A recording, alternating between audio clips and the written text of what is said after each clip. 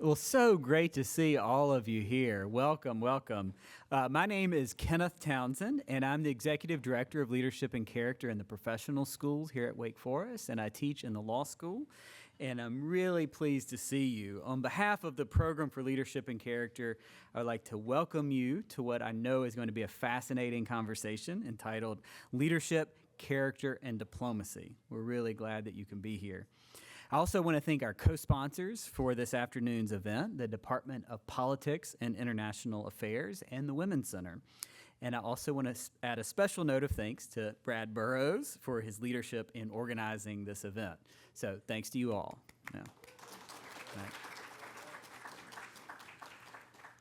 This afternoon, we are delighted to welcome a very special guest with deep ties to Wake Forest, Ambassador Shefali Razdan Duggal.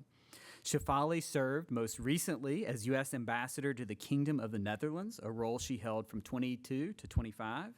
She is the first person of color to hold that position.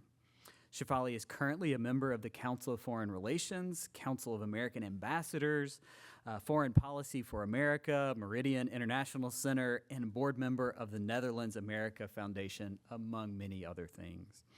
Prior to serving as U.S. Ambassador, she was a San Francisco committee member for Human Rights Watch, a member of the National Board of Directors for Emily's List, and a member of the United States Holocaust Memorial Council appointed by President Obama.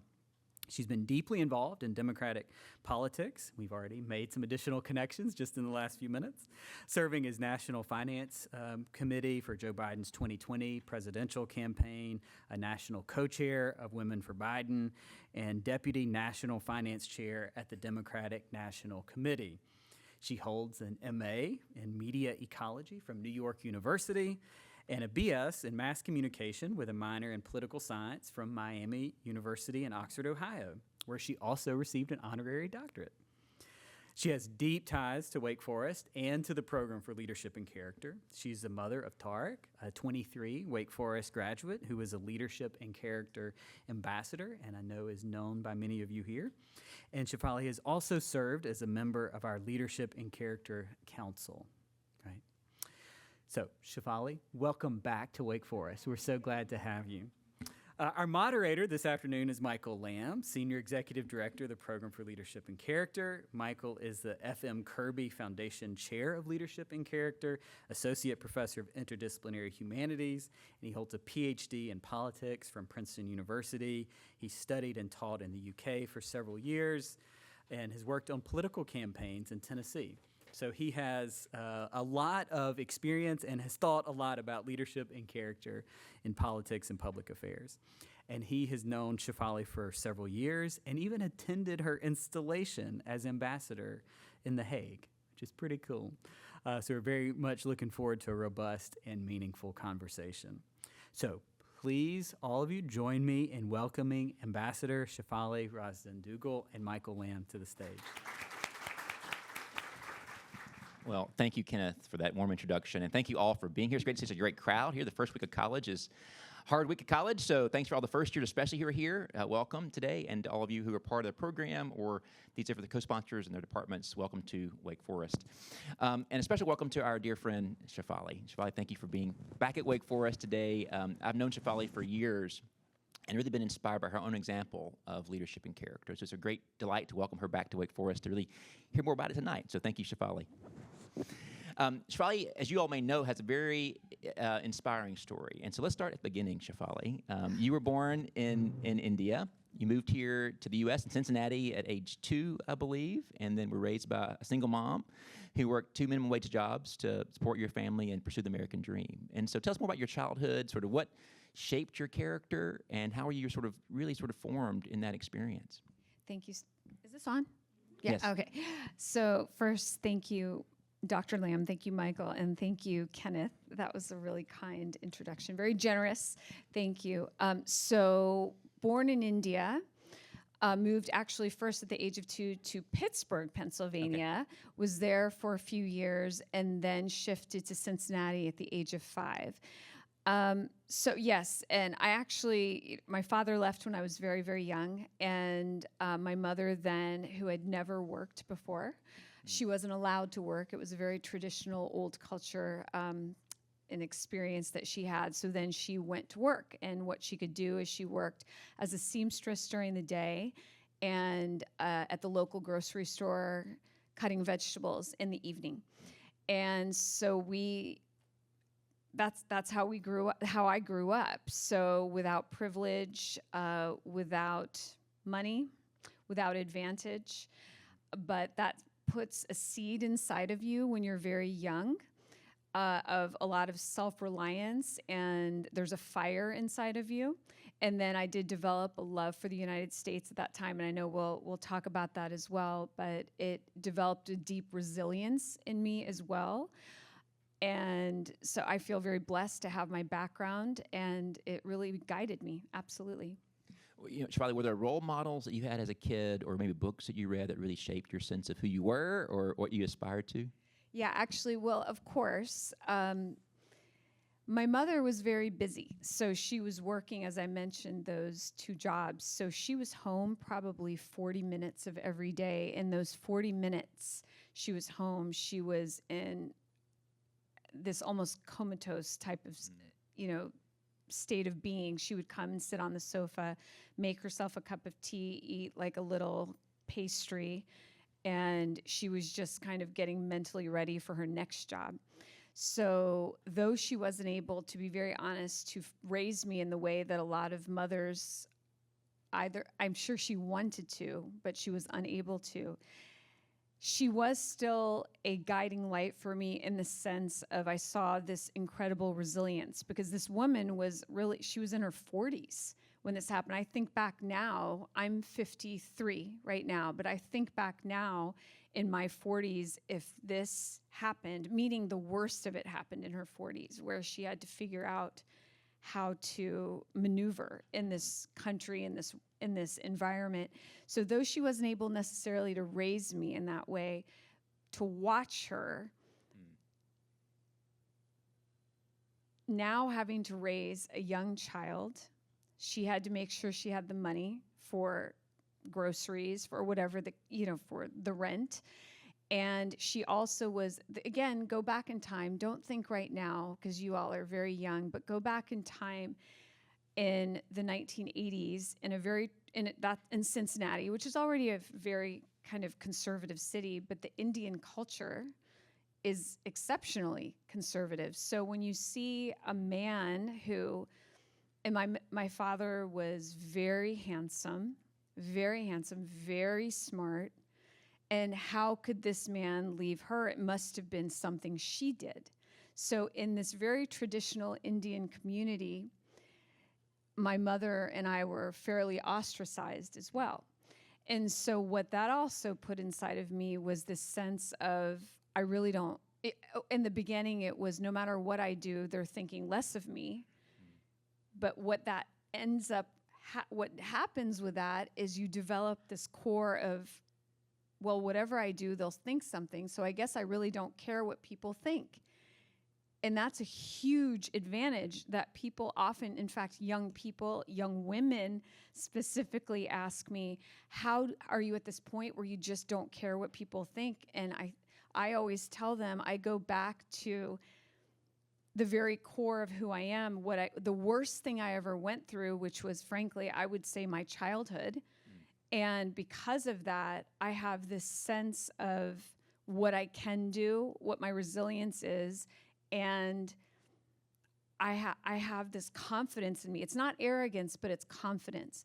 And so not much rattles my confidence. But so I would say my mother, what I saw, that was the starting point of me understanding what true resilience is.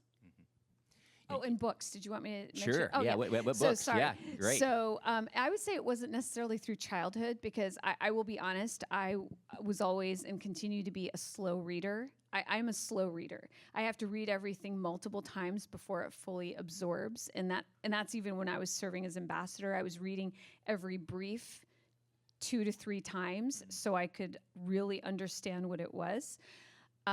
But the books that really affected me in a positive way happened more in my 20s. And there were 2, because Dr. Lamb had mentioned he might ask this question. The first is The Alchemist, which is this incredible story about effectively having faith and believing in yourself against all odds, and destiny, as long as you have good intentions in the world, destiny works in your favor. The second is maybe a little bit older, later 20s, early 30s, is a book. It sounds, some people think it's kind of, an interesting book, but it's called The Secret. And that book totally changed my life. And that book is effectively about ask the 3 tenets of life, of changing your life: ask, believe, and receive. And that sounds so simple, but I thought about that, and the concept behind that is the philosophers thousands of years ago knew about the secret, but they weren't sharing it with the masses, and then it started coming out. But it's true. It's effectively ask the universe what it is that you would like, believe that it's already happened, but you just haven't intersected that moment in your destiny, and you then will receive it when you are supposed to. It completely changed my life, because suddenly I thought, my first ask was, I want to meet Senator Obama. And then I'm like, I believe I have. And then it happened. So, yeah. Awesome. Well, you mentioned your core self and that confident core self that you took with you from childhood. You also went to college with that core self. How did you experience Miami University of Ohio? How did that experience in college shape your character and leadership? So thank you for that. And interestingly, Michael, one of my very best friends who I met on the second day of college is right here. She drove in. There's Lori. We met on the second day of college in our dorm, and we've been friends since we were 17. And I said my age, so you can do the math, how long we've been friends. But it absolutely changed me, because even though it was only 40 minutes away from my hometown of Cincinnati, 40 minutes in a whole new environment is a completely different universe, and it completely changed my life. I used to go home about once a month to go and check on my mother, because I was always worried about her. But I did, and I think Lori remembers, I used to go home a lot. She used to come home with me sometimes too. So it changed me in that I will tell you, Michael, I went to Miami as an extremely shy person. I was a very, very, very shy human until I forced myself not to be shy. When I got to Miami, I literally forced it. I forced it because I thought I can't continue to live in this shell of, frankly, sadness. And so when I got to Miami, I started opening up and realizing this very simple concept of what you put into the universe is what you get back. And that's not just I know a lot of times people are thinking practically in terms of work and what the results are. I'm talking about just even kindness and goodness. And so I started executing upon that, which was I want kind people around me. I want loving people around me. What does that mean? That means I need to be that. I need to express that. And so Miami, along with its excellent academic, rigor and the result I got out of that, the degrees and the education. But the bigger thing I keep in close touch with my alma mater, really close touch, because I'm just in love with Miami. And it changed my life, because those 4 years, I learned the benefit of just being really kind, and the kinds of people that come to you then, the energy. And all my friends from Miami were still all very close, because I tried to put goodness out and goodness came back. So, yeah. And relationship building, I really learned there. Well, I think goodness and that kind of kindness is one of your great virtues, Shefali. So it's great to see how that might have emerged for you. And I wonder, given that sort of experience and your own desire to put it in the world, how do you think about public service? When did you know that you want to be involved in public service? When did that calling sort of come to you in that way? That calling came to me at the age of 9. I thought about that probably about 20 years ago when I knew with certainty, because I always knew I loved public service, but I couldn't necessarily remember why until I started thinking about it. It was the age of 9. So the age of 9, so all of you, probably your parents, will absolutely know this election, which was the President Carter and Governor Reagan presidential election. And of course, at the age of 9, I had no concept of where my political beliefs were. I didn't know that. And I was an extremely serious young person. As I mentioned, I was very introspective. I was the sadness because of what was going on at home. So I was just a serious kid. I was at age 9, other little girls were playing with their dolls, doing whatever they were doing. But I was actually just like this introspective child. And I remember I was sitting in front of the TV. This is the time for you young people that there were only 3 stations, 6:30 to 7, where the network news was on: ABC, NBC, CBS. I was a CBS Walter Cronkite person. And I remember sitting there, and it was right around the 1980 election, and I was watching these 2 men, and I was kind of amazed they both seemed like these very pleasant humans. I'm a very curious person too. Then I started, kind of doing my own little research on them, whatever news clippings, or even going to the library. And I found out that when you boil down who these 2 men were, forget that one was the president and one had been the governor. But if you evaporate down who they actually were, at the core, it was a peanut farmer that came from nothing in Georgia, and a actor who grew up in a broken home, originally from Illinois, and had really an unstable childhood. And neither of them came from money or privilege. And I thought about, how is it that they could rise up to be, yes, they're both charismatic, incredible humans at this point, but I, even at the age of 9, thought, this country allows something like that? And that was the miracle to me. And then when I started, that's when I fell in deep love with the United States. And then it was maybe a couple of years later when I started thinking, when maybe some of the worst things were happening with my mother, various things, that I started thinking about who are the type of people that can help someone like my mother. I'm not necessarily my mother, but people like my mother, like lower income people that barely couldn't afford a car, that getting an apartment is really a stretch. You're living paycheck to paycheck. Like, this is exactly who we were. And so I was thinking about that, and I realized, well, maybe the way I can help is helping people get elected that would help people like my mother. And that was the trail of thought I had.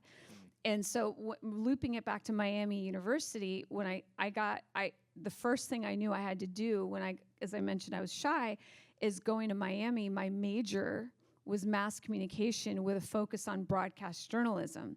One, because I liked Connie Chung, who none of you know, but like the older people know. I was just amazed this Asian woman was on like network TV. But the biggest reason was I needed to learn how to write, and I needed to learn how to speak in front of other people without breaking apart because of my shyness. That's why, and my minor then was in political science. So it all started looping together. And so that's where it came. That's what Miami did. Yeah, that's wonderful. Well, I think now about you and that story, and you then go off to be ambassador to the Netherlands, which is a very consequential role. This is a position held by various famous leaders across history, from John Adams to John Quincy Adams. And I was there for the installation, and this amazing sort of spectacle of tradition and real pomp and circumstance around your role there. And so tell us about your experience. What was it like to go into that sort of first week as ambassador to the Netherlands? So thank you. Thank you for coming, by the way, too. I mean, because what Michael is mentioning is you have to, once you get confirmed by the United States Senate, you get these credentials that literally when you're on the plane, you can't check this in your luggage. Like, you are required to like hold it like on your lap, like on the plane, because there's one copy. And you have to present it to, in the Netherlands, there's royalty, and the head of state in the Netherlands is not the prime minister, it's the king. So I had to present it to a king. I'd never met a king, and that was really, because I was like, I once accidentally called him Mr. King, because I was just like, I'm like, they're like, and he just like, I mean, can I tell a funny story though? Please. So, and then if I forget, wait, let me write this down so I don't forget your actual question. I'll come back to you. Don't worry.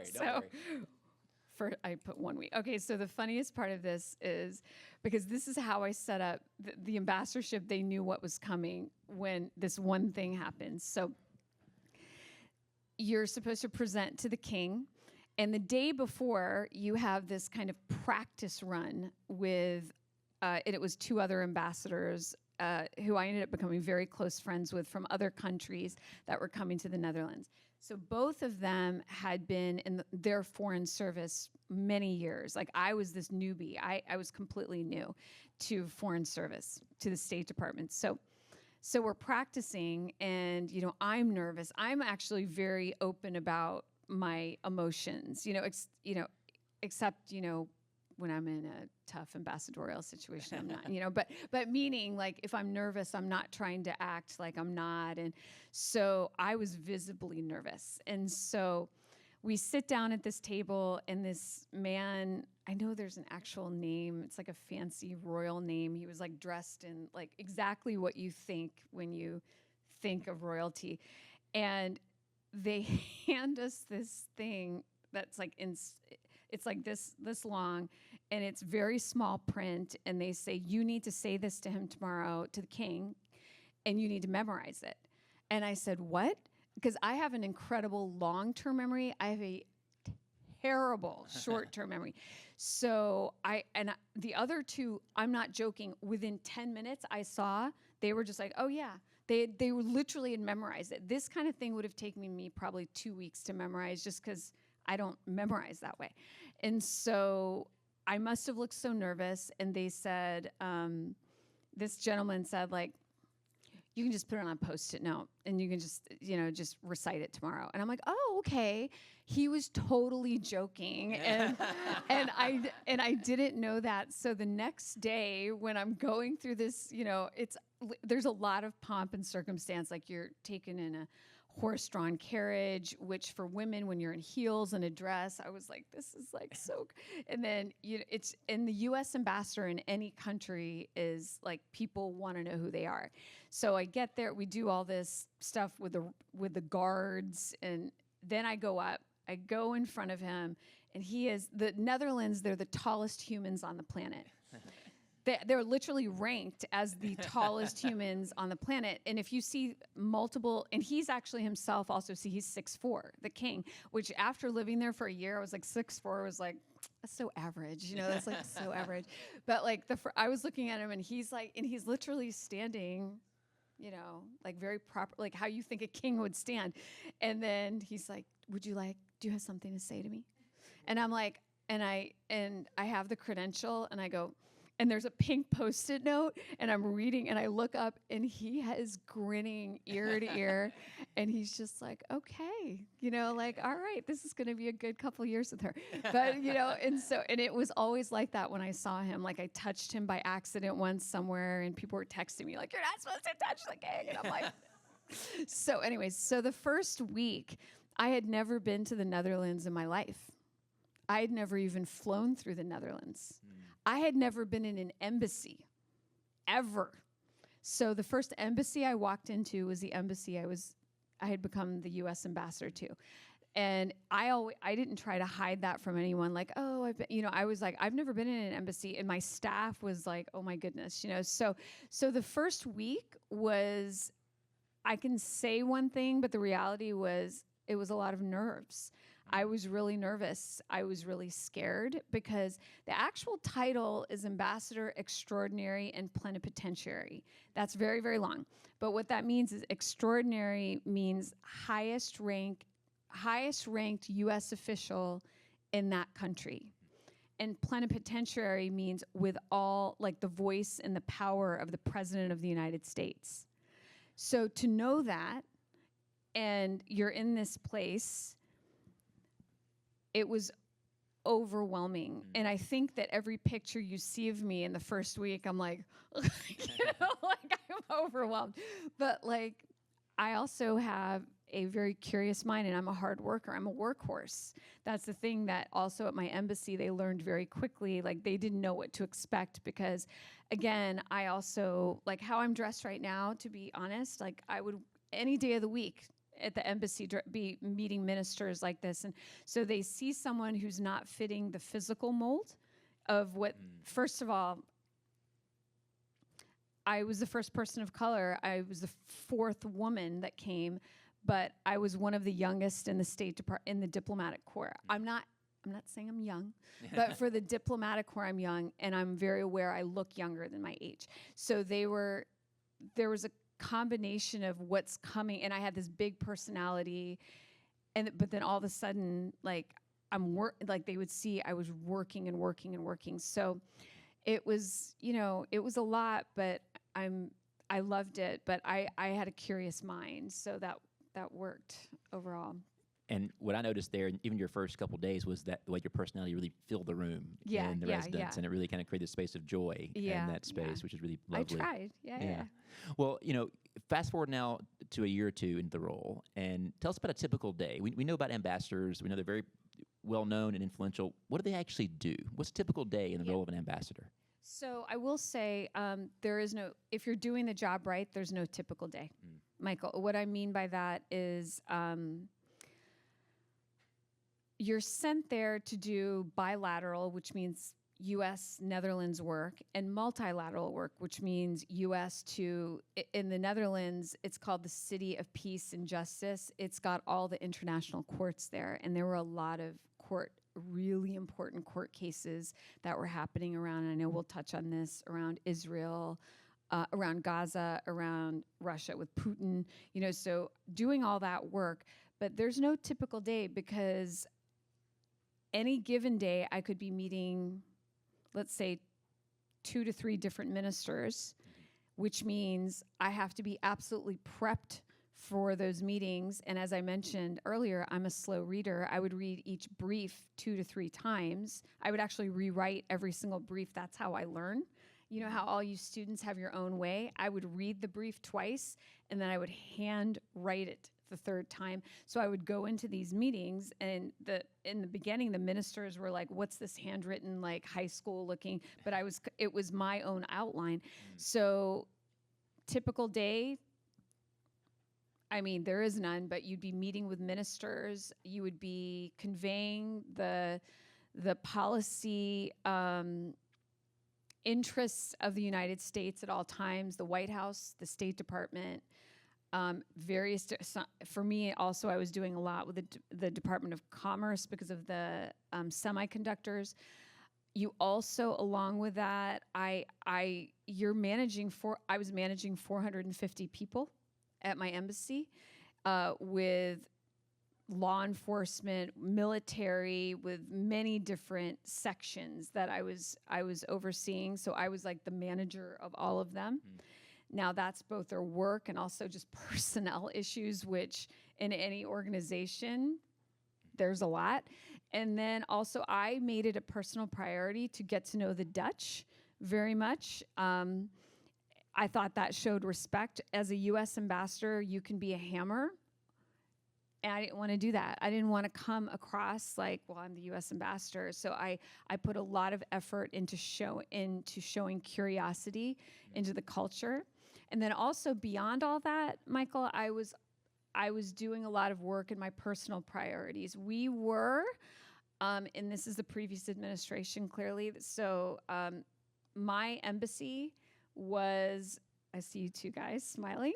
So we were the most pro-DEIA forward-leaning mission in all of Europe for the United States, all of Europe.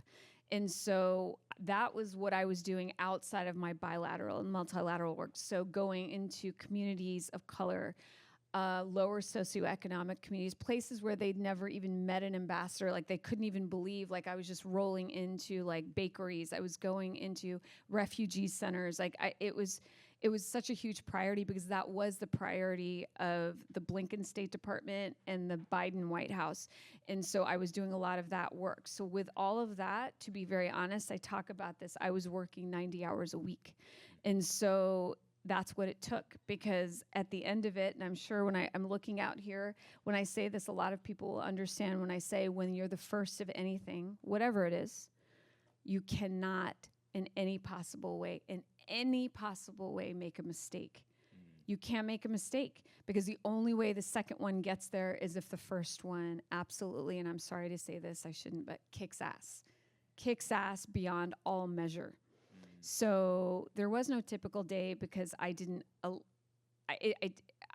it wasn't that way. But what I will also say, ambassadors have a reputation, political ambassadors have a reputation of like, oh, they're partying and they're like having this and they're drinking this wine. I don't drink, but like whatever, like I'm sure there are some people that do it that way. Actually, I would guess there's a lot, but I didn't do it that way. I took it as a personal responsibility that if the President of the United States put enough trust into me to represent him in another country, I'm not going to do it halfway. I'm going to do it 150%.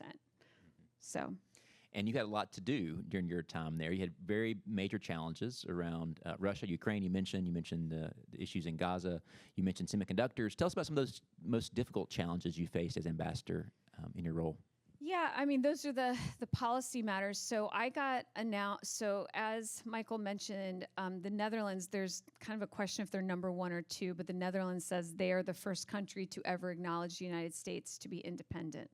So, which I went with because it's between, that it was, Morocco's the other country. France kind of sometimes says this too, but I'm going to stick with the Netherlands. But the first ambassador that the United States ever sent anywhere, is John Adams to the Netherlands. So you can imagine on the wall we had outside of my office, we had a picture of John Adams, and right next to it was my picture.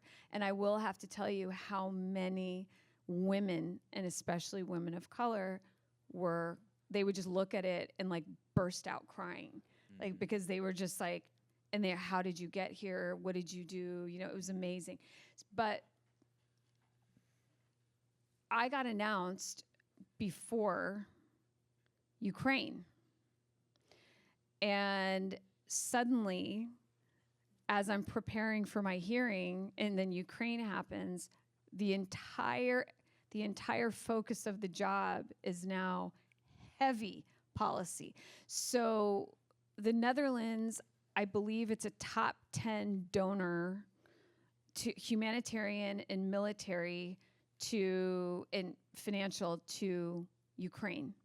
They have a very contentious relationship with Russia already because if any of you know the 2014 MH14 crash that happened there where it was 298 people died, 196 of them were Dutch. Now, that's a terrible number in any circumstance, but in a country of, at that point, 17 million, that is a huge percentage of their people. So they already had a negative relationship with Russia. So I was working on Ukraine, and specifically with that, what I was doing around that issue is the Netherlands is a very, very wealthy country, very wealthy country. They have the money to buy weapons. They don't have the weapons. Who has the weapons? The United States manufactures the weapons. So the constant conversation with me was, we have the money. When are you going to send us F-16s? When are you going to send these to us? Because we want to send them. This is before the NATO agreement that's happening now, but before it was like the actual country to country to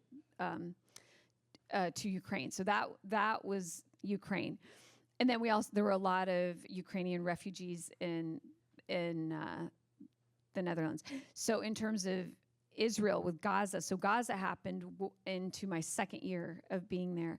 So with that, the courts, as I mentioned, are in the Netherlands. And so the ICC had an arrest warrant against Putin.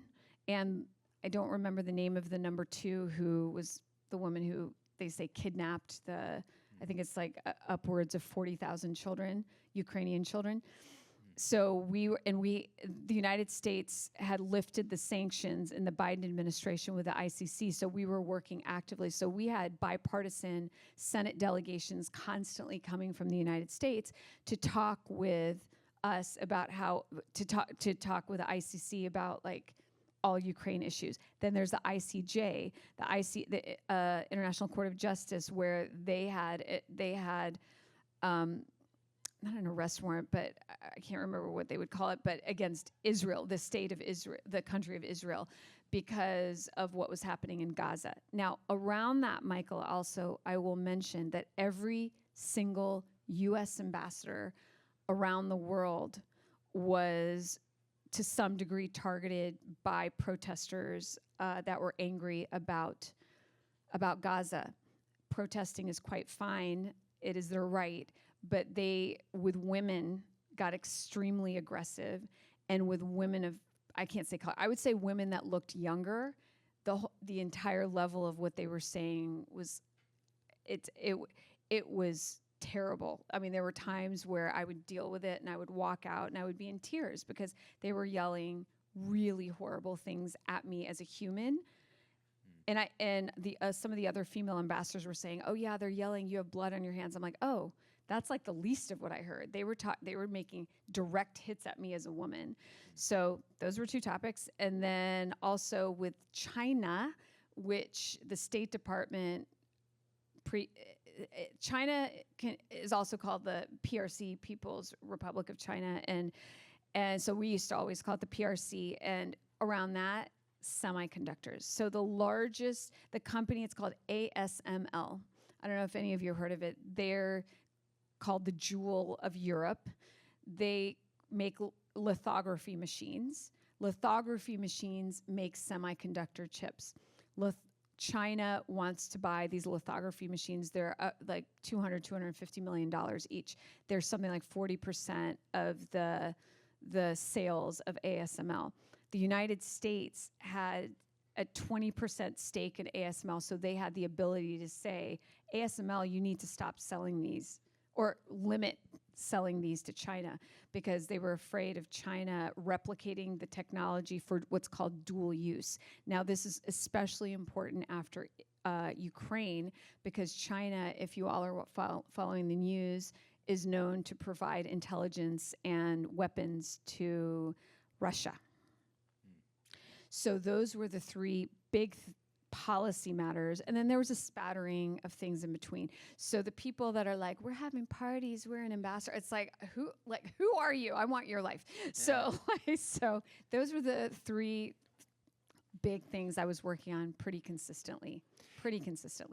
You know, and as you think about those challenges, Shefali, what were the virtues of character that you really relied on most, or perhaps the virtues that helped you be the best diplomat you could be in those situations?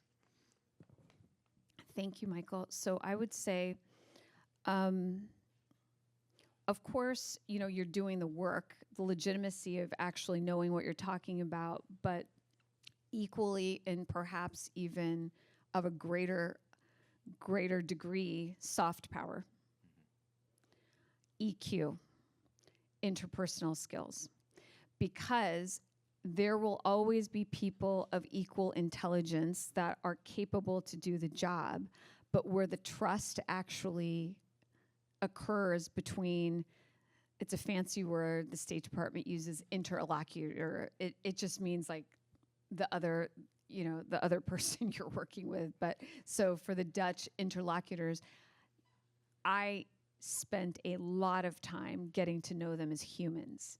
So as I was getting prepared for a meeting, I would have a team of people writing this incredible brief, but I would, for the policy side of the meeting, but I would always make sure that my team, I'm like, find out personal details, or it's the US government, we have personal details, but let me know personal details that would be, legitimate for me to know. And so I would go into the meetings and I would start off, well, Michael, gosh, you lived in England for a long time. My goodness, that must have been amazing. From Tennessee, what was that like? And then you're so glad that I've taken an interest in you as a human. And in the beginning, the Dutch were not sure, like, is this her shtick? And then they realized, like, that's actually who she is. And so that was an incredible thing. I would tell all of you, not necessarily just in diplomacy, it's in anything you're pursuing. Focus on, of course, the job at hand, but understand that the component of the human relationship is what will really solidify that relationship. And the trust is real. And also, when you have to deliver bad news, because they already have this trusted relationship with you, they understand you are coming with good intent. You're just doing your job right now. Yeah, I think that trust is the currency of leadership in many ways, and I know it's what you really embodied in your role there. So we have time for some questions from the audience, so be thinking about a question you want to ask the ambassador here, but I'll ask you one more question, Shefali, to get us started here. You have students in this room who want to make a difference in the world, who have a passion for service. As a former ambassador, a public servant, and also a Wake Forest parent, what advice would you give them about how to make a difference in the world? It's so simple. Follow your bliss. Follow your bliss. I learned that when I was in college myself. Lori and I learned that in college. Do what you love, because I am of deep belief that you will contribute more to the world when you're doing what you love versus trying to find what the world needs and then ramming yourself into that artificial interest. Find what your soul is drawing you to. And you may not know when you're a first year, even when you're a senior, you could be in your 20s. And those things, frankly, Michael, can change over time. You know, like what you're doing at 25 could change to what you're doing at 40. Like it could change, but follow that guide and you will contribute much to the universe and in the most productive way. And you also will be joyful. And frankly, you will also attract the right people to you. I don't mean for the transactional nature of getting ahead. I mean just people that will bring joy to your soul. Great. Yeah. Well, thanks for bringing joy to our soul, Shefali. With that, I'll open up for questions from the audience. Do you have questions you'd like to ask the ambassador? And I want to say right off the front end, I didn't tell you this, Yeah. but I'm calling on a female first. So one of you girls, a female student. There's one here, Tell me. Campbell. And then- One in the front row here at the end. Yeah, and if you could stand and tell me your name. Hi, I'm Campbell. I was just wondering how you figured out, you talked briefly about your time at Miami, and then how did you go from like being an ambassador kind of embodies what I would like to do? Oh, you want to be an ambassador? Maybe, but how did you figure out that kind of was your passion and kind of fulfilled those passions of yours? Okay, thank you. You can sit now. So, okay, the first thing I would say, this is going to sound a little bit hard, but I'm going to say it. I'll soften it by saying this first. You should never, my feeling, I could be wrong, you should never want to be something, you should want to do something. So if what you want to do happens to be in the world of diplomacy and serving as an ambassador, then that's incredible. But I say that because there are people that reach out and say, I want to be this, and it's like, but why? Like, tell me the reason. Because if you're just, not you, but if you're just doing it, wanting to do something just for the sake of, you know, it's an interesting title and you've got power and privilege, like, you're not actually going to be doing it for the right reason.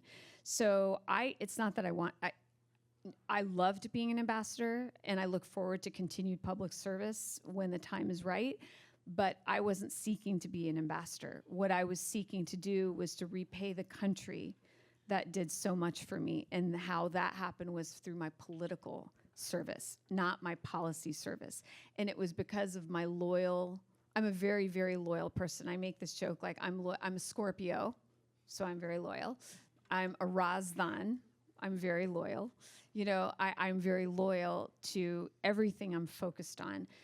And I always had my North Star of why I was doing it, which was paying back the country. There's this quote I said during my Senate hearing, which I remember the senators, like I don't know what they were doing. They were like looking down, but when I said it, they looked up, which was, I was born in India, but I was made in the United States. And so how I became an ambassador was from my unequivocal love and loyalty to the United States through serving on political campaigns. And then when President Biden won, again, because I was deeply loyal to him when he was a candidate, and I got the call 3 days after he won from his team saying, we're thinking about you being an ambassador. And then I initially joyfully cussed into the phone. I won't repeat it, but it was good. They were laughing on the other end. I cried then, and then I got to work in trying to make that happen. But it was based from my desire to, which still remains deeply in my heart, paying back the country that did so much for me that there's no other planet, no other country on this planet, no other country. And I deeply love my birth country, but there's no other country that could have allowed my story to unfold. So it is my duty from the point I had that epiphany at the age of 9 till the end of my days on earth to continue to pay back this country. And then I always kept every door and window open. Do you know what I'm saying? Like, I didn't think that there's this pathway. Like, there's always this thought that the path of careers or success, whatever that means, is like this. Most adults will tell you, your parents might tell you, it's like, you know, and it's like, you can't let it destroy you when things don't go your way, and you have to continue. You work so hard at what you're doing at that moment with such diligence, and that's what keeps knocking more doors open. And you have to be listening and watching and being alert and kind of moving towards what you're interested in. But so that's how it was my desire to pay back the country. That's how it happened for me. Thanks for your question, Campbell. I'm Isabel Cardozo. I just wanted to ask you, how do you manage with maintaining your femininity and elegance in male-dominated spaces? And how do you find the balance between being tough but not being perceived as angry or abrasive, or how women are typically perceived in these spaces? Okay. Thank you, Isabel. That's a good question. I'm going to answer the second one first, which is I am sometimes viewed as being tough, and I don't care. Tough for a woman, abrasive for a woman, is proactive and thoughtful and courageous for a man.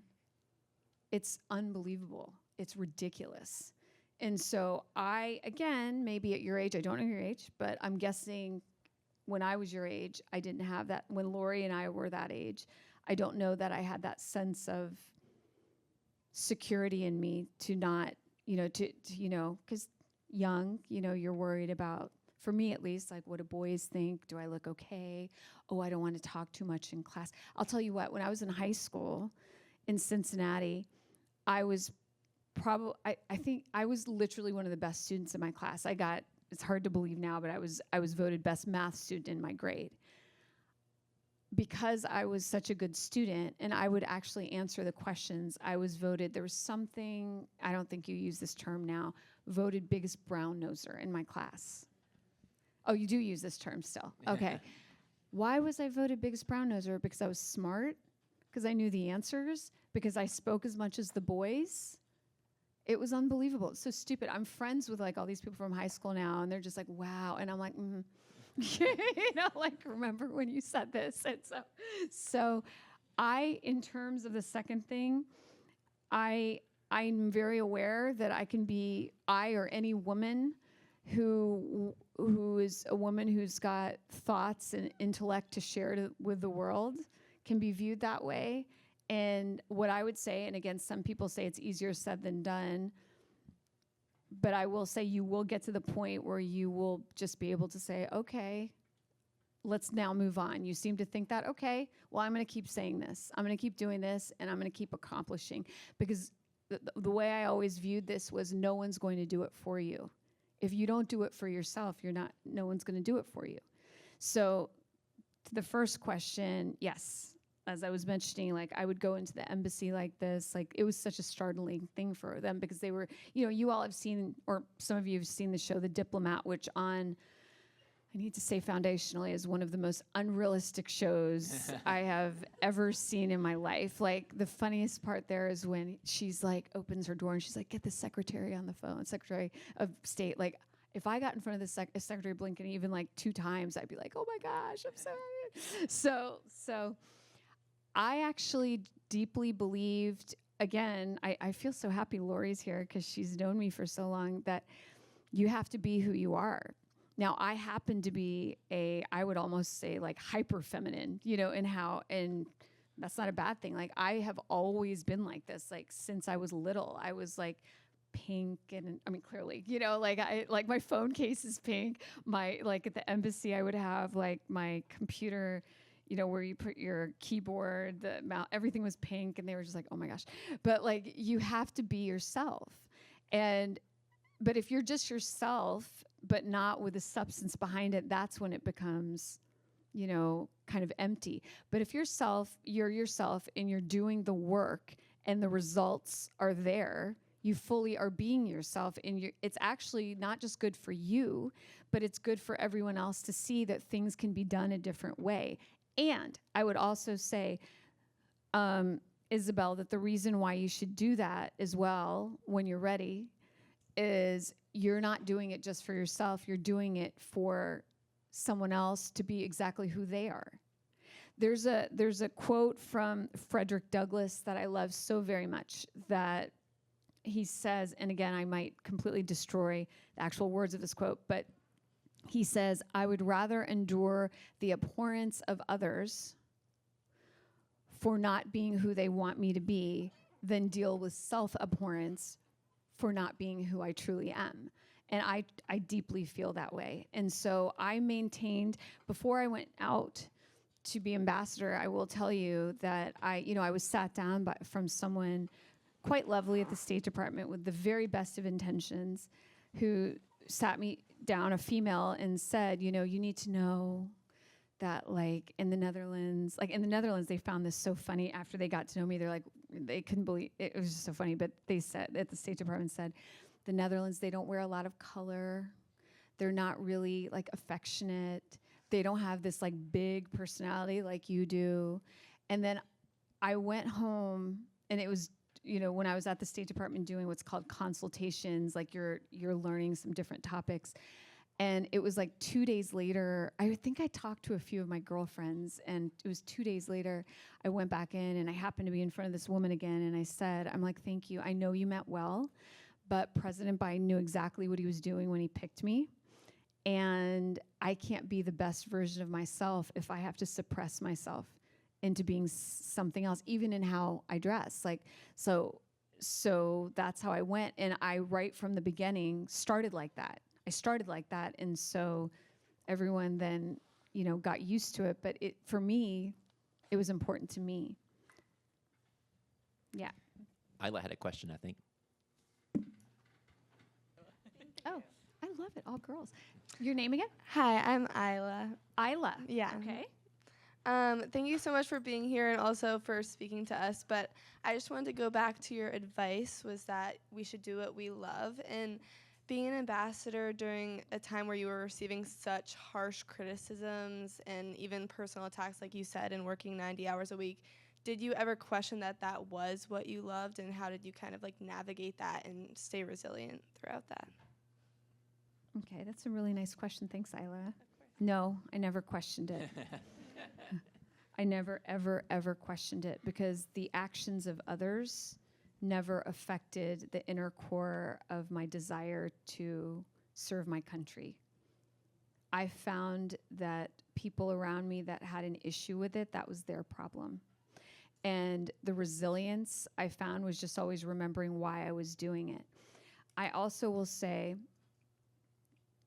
when I got sworn in, and you know how people get often sworn in on the Bible. I got sworn in, I'm Hindu, so I got sworn in on the Bhagavad Gita.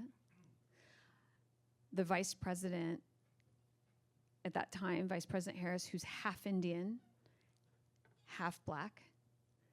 My mother was holding the Bhagavad Gita, and I actually, if any of you have the opportunity to watch my hearing, like I was sobbing through my hearing, because I could not control the emotions of, I am in the White House getting sworn in by the vice president, who's very historic in her own right, with my mother who went through hell and back holding the Bhagavad Gita.